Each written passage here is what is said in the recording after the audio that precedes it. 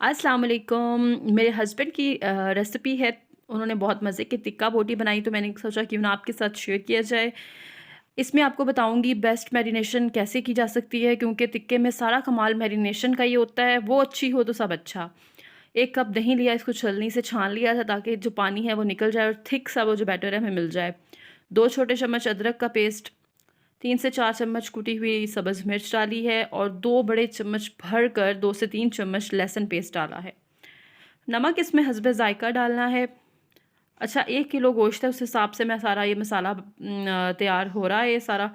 2 छोटे चम्मच इसमें कुटी हुई मिर्च, 2 छोटे चम्मच गरम मसाला, स्पाइसी बनाना है इसको, तो 2 छोटे चम्मच पिसी हुई मिर्च, 2 ही चम्मच इसमें पिसा हुआ वो जो साबुत धनिया होता है वो डालना है।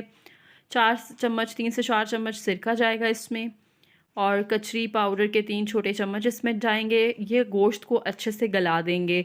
तो जब आप टिक्का बना रहे हो तो गोश्त गलाने वाला पाउडर या कचरी पाउडर ज़रूर डाला करें।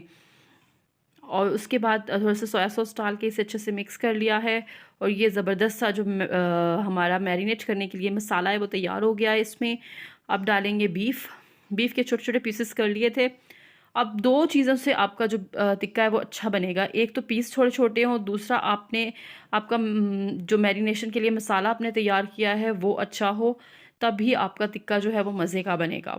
तो इसे मैरिनेट करके रख देंगे तकरीबन 8 से 10 घंटे। अगर आप 24 घंटे के लिए मैरिनेट करें तो वो और ज़्यादा अच्छी बात है। तो बाद में इसे सीखों पे लगाना है और दूसरी तरफ जो कोयले हैं वो उनको अच्छे से जला लेना है। और उसके बाद ये देखिए कोयले अच्छी तरह से तैयार हो गए हैं, उसके ऊपर सीखें रख दी हैं।